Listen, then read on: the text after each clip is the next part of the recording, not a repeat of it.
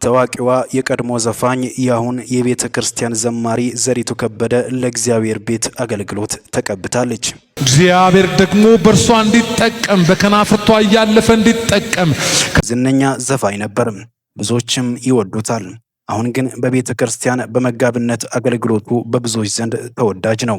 ታዋቂው ጥበቡ ወርቅዬ ለታዋቂው ድምፃዊ ቴዲ አፍሮ ያስተላለፈው መልእክት ምን የሚል ነው?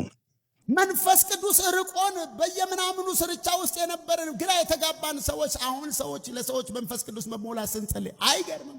ከብዙ በሽታ ተፈውሰን አሁን ለሰው ፈውስ ለመሆን። የዘማሪት መስከረም ጌቱን የህይወት ታሪክ መስማት ለምትፈልጉ ይህ ቪዲዮ ይጠቅማቸዋል። ኖ ጉድ ስሙ። ይህች ሴት ምን እያለችን ነው? የዛሬ 25 ዓመት ገደማ ተወለደች ይች ልጅ ጉራጌ ዞን ወረዳ አቶ ጌቱ አሰፋና እናቷ ደግሞ ሰላም ሞሼ የሚባሉ ለነሱ የመጀመሪያ ልጅ ናት ይቺ ልጅ። ያን ጊዜ የተወለደችበት ቦታ ገጠር ውስጥ እዚያ በነበረው ልማድ መሰረት እዚያው እንድታድግ በተለይ ከአያቶቿ ጋር የመጀመሪያ ልጅ ከመሆኗ የተነሳ እንድታድግ ነበር ሐሳቡ። ነገር ግን አባትየው በጽኑ ተቃውመው ወደ ከተማ መግባት አለብን ብለው ቤተሰቡን ይዘው መጡ። ከተማ ገና እንደመጣች መከር እግዚአብሔር ቤተክርስቲያን በሚባል ውስጥ በህፃናት አገልግሎት ውስጥ ገባች። እዚያ የሰንበት ተማሪ ሆና በጣም የምታከብረው የሰንበት መምህር እዚያም ደግሞ መጋቢ የሆነ ፓስተር አስቻለው የሚባል ሰው ኮትኩቶ አሳደጋቸው እና አንዳንድ ጊዜ በጣም መዝሙር እንዲዘምሩ ያበረታታ ነበረ። ከሁኔታው የተነሳ ይህን መዝሙር ጻፉ እያለ እና አንዳንድ ጊዜ መስከረም ትጽፍ ነበረ መዝሙሮችን እዚያ ውስጥ። አንድ ጊዜ ጨው በጣም ተወዶ ነበር አዲስ አበባ ከተማ። እስቲ ስለ ጨው መወደድ እስቲ መዝሙር ባካችሁ ትንሽ ጻፉ ብሎ ይሄ ቀርቦላቸው እንደነበር ሰምቻለሁኝ እና ጽፋ ነበር ያ መዝሙር። በኋላ አትዘምርልንም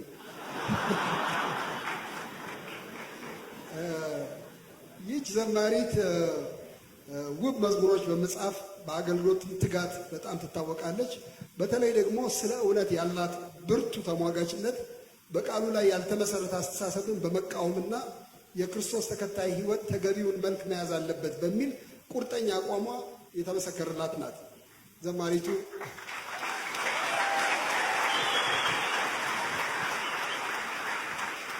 አንድ ቀን ቀስ ብላ ነግራኛለች። አንድ ቦታ ልዘምር ሄጄ እዚያ ከሚነገረው ከሚሰበከው ጋራ ትንሽ አልጣጣም ሲል ጊዜ መዝሙሬ መብራት ጠፍቶብኛል አለች እና እንደዚህ አይነት ብዙ መጋፈጥ ውስጥ እንዳለፈች አውቃለሁ። እቺ ዘማሪት ገና በልጅነቷ በአንድ የታዋቂ አልበም መዝሙር ላይ ታዋቂ ዘማሪ አልበም ላይ ወላጅ አልባ ህፃናት ወክላ እዚያ ላይ ታይታ ነበረ። ከዚህ የተነሳ ብዙ ሰዎች ምን ያስባሉ? ወላጅ የሌላት ልጅ ናት ማለት ነው፣ ያሳደጋት ዘማሪው ነው ማለት ነው ብለው ያስባሉ። እሷ ሁለቱም ወላጆቿ አሉ፣ ገና ልጆች ናቸው እነሱ። ይህች ልጅ ፊት ለፊት በመናገር የታወቀች ናት። በልዩ ልዩ ገጠሮች ውስጥ በማገልገል በጣም የታወቀች ናት። በከፍተኛ ችግር ውስጥ በጣም አስቸጋሪ በሆኑ የኢትዮጵያ ገጠሮች ውስጥ ትሄዳለች። ብዙ የማይመቹ ቦታዎች። አንድ ቀን ማደሪያ ጠፍቶ ቤት ውስጥ አንድ ቦታ ብቻ ክፍል ስለነበረ እዚያ ውስጥ ደግሞ ብዙ ሰዎች ስለነበሩ ወንዶችም ሴቶችም ስለነበሩ ትንሽ አስቸጋሪ ሁኔታ ነበርና ጸጉር ቤት ለምና እንዳደረች ሰምቻለሁኝ። ይቺ እህታችን ባለ አንድ ባል ሚስት ናት።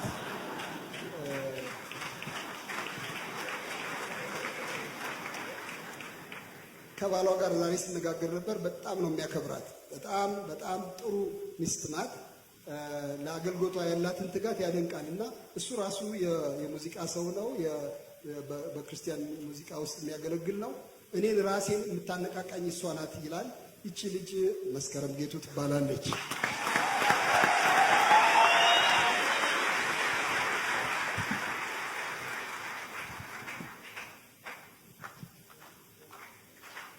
ወደዚህ ቀርባለች መስከረም።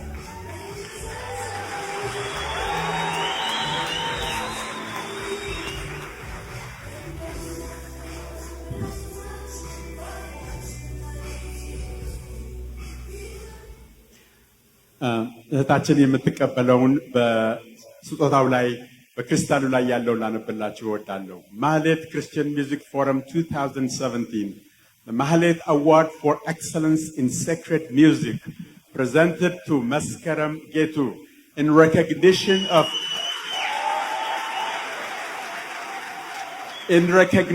of your outstanding contribution to Christian music.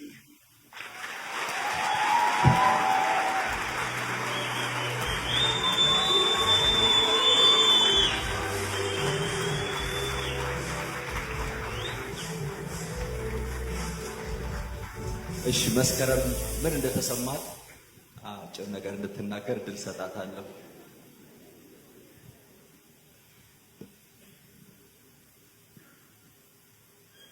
ብዙ የተዘበራረቀ ስሜት ነው የተሰማኝ። ያው የአገልግሎታችን ባለቤት አለቃችን ላይ ቢሆንም ያለው ጥሩ ነው የምትሮጩ ተበረታች መባል ጥሩ ነገር ነው። ጥሩ መሆኑን ያወቅኩት ዛሬ ነው። በጎ ስሜት እንደሚሰጥ እንደሚያስደስት Thank you. እግዚአብሔር ይባርክሽ መስኪ።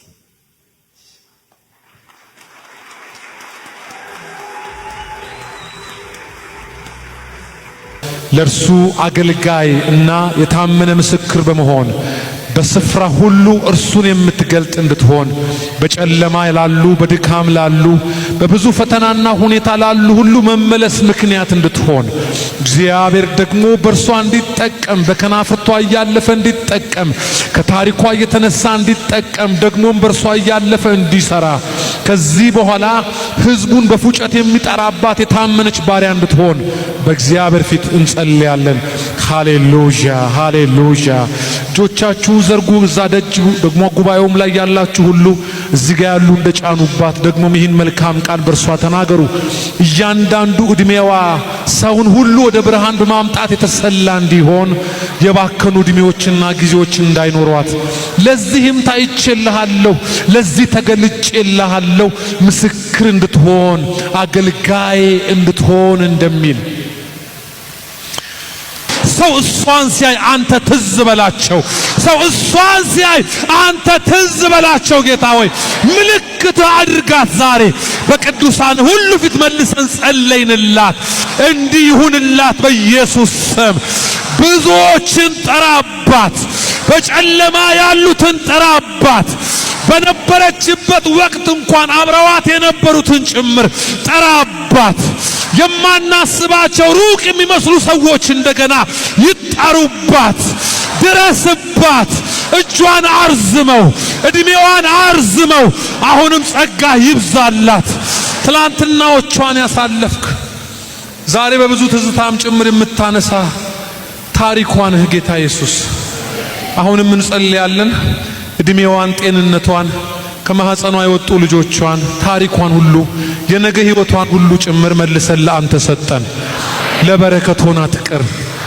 አባት ሆይ በኖረችበት ዘመን ሁሉ ዝም ብላ በምታወራው ነገር ሁሉ ጌታ ኢየሱስ በሰዎች ህይወት ውስጥ እንደገና ፍቅርን የምትጭርባት መነካትን የምትጭርባት እንድትሆን በኢየሱስ ክርስቶስ ስም ዛሬ መልሰን ለአንተ ሰጠናት። ለአንተ ቀደስናት፣ ለአንተ ለየናት። ለፈቃድ ትሆንልህ።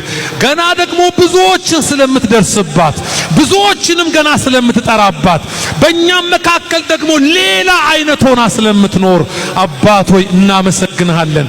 እህት አድርገህ ስለሰጠህን ብዙ ምስጋና፣ ብዙ ጭብጨባ፣ ብዙ እልልታ፣ ብዙ ክብር፣ ብዙ ሆታ እንደገና መልሰን ለአንተ እንሰጣለን በጌታችን በኢየሱስ ክርስቶስ በኩል አሜን። ንጉር ስሙ። ይሄንን ጉር ስሙልኝ ብቻ። አንተ ስትመጣ ኢየሱስ መጣ አልኩኝ። አንተን ስቀበል በቃ ኢየሱስን ተቀበልኩ አልኩኝ።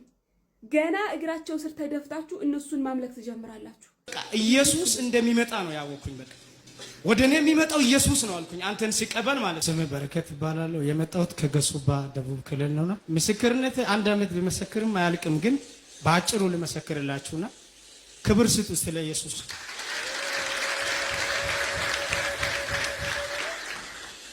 ደስ የሚለኝ እዚህ ቤት የመጣሁት 2014 ነውና መጥቼ እግዚአብሔር ሰው የበቀል ቅባት ሲያርፋ ያለው አልክና ተቀብዬ ሄድኩኝና ከሄድኩኝ በኋላ የበቀል ቅባቱ ወደ እብድነት ተቀየረ። ከተማ ላይ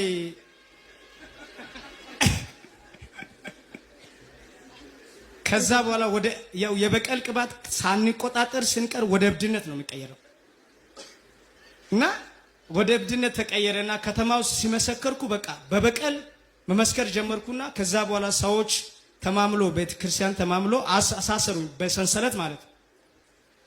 በሰንሰለት ታስሬ 15 ቀን ሙሉ በት ቁጭ ብዬ ቃል አውጃለሁ። የእግዚአብሔርን ቃል እግዚአብሔር እኔን ያሳስራችሁ ሰዎች በእናንተ ላይ እግዚአብሔር ድብቅ ጦር ያስነሳል አልኩኝ። ከዛ በኋላ እንዳረገኝ እግዚአብሔር ፈተኝና ወደዚህ መጣው። ስመጣ ሻንጣዬን ብቻ ይዤ መጣሁ። እዚህ ቤት ማለት ነው። ሻንጣዬን ብቻ ብርም የለም ምንም የለም። ዝም ብዬ ውጣ አለ እግዚአብሔር አንተን አሳይቶኝ ማለት ነው። ከዛ በኋላ ወጥቼ ወደዚህ ከመጣ በኋላ ከአሜሪካ ስትገባ እጄ አቀባበል አድርጌያለሁ። ስጋዬን በልቻለሁ ደስ ብዬ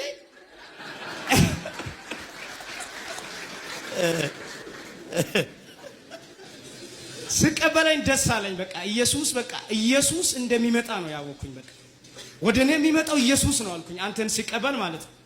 ከዛ በኋላ ተቀብዬ ያልበላሁት ምግብ እኔ ዘላለም በልቼ አላውቅምና ተገረምኩኝ። በቃ እግዚአብሔር ሆይ ስሜ ብሩክን እያልኩኝ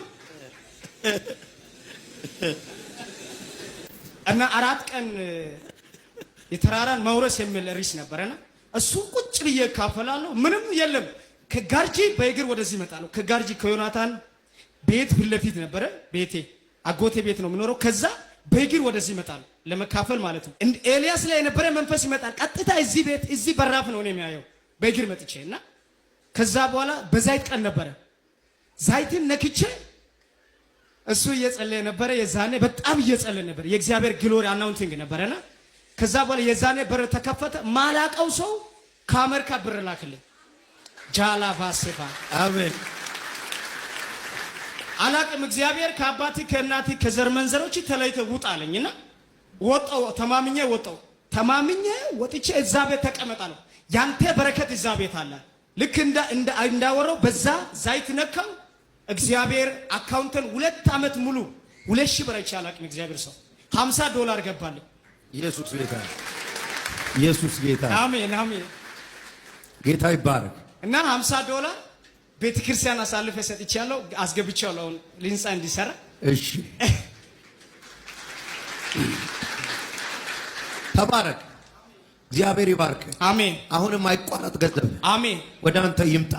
በመጀመሪያ ደረጃ እኔን የማይገባኝ ነገር ምንድነው?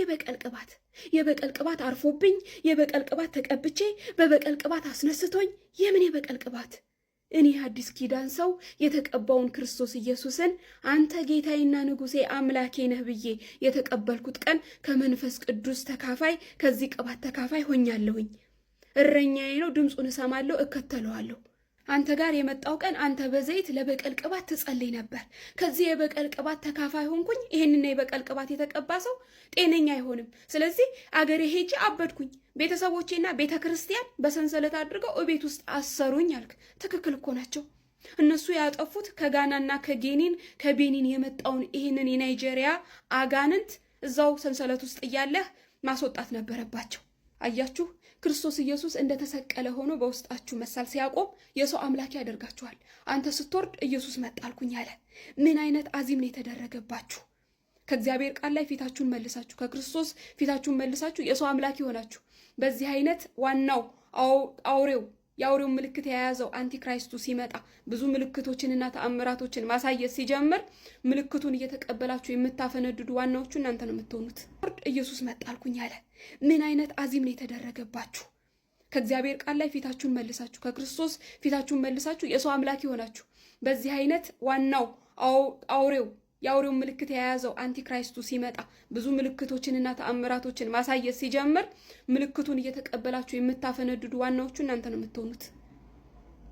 ያንን $50 አንተ እዚህ ጋር ለምስክርነት አፍህን አጣፍጠህ እንዳወራህ አይደለም፣ አልቅሰህበት ስንት መከራ ችግር ውስጥ እያለፍክ እንደሆነ ነግረኸው እንጂ ማንም ሰው ዝም ብሎ ብድግ አድርጎ $50 ላንተ አይለከልህም።